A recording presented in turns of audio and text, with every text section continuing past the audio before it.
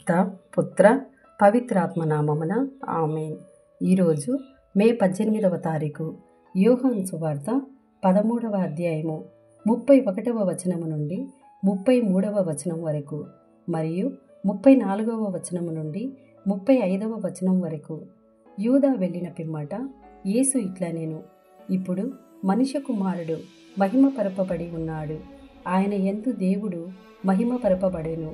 ఆయన యందు దేవుడు మహిమపరపబడిన ఎడల దేవుడును తన యందు ఆయనను మహిమపరచును, వెంటనే ఆయనను మహిమపరచును. చిన్న బిడ్డలారా, నేను కొంతకాలము మాత్రమే మీతో ఉందును. మీరు నన్ను వెదకెదరు. నేను వెళ్ళు స్థలమునకు మీరు రాజాలరు అని యూదులతో చెప్పినట్లే మీతో కూడా చెప్పుచున్నాను.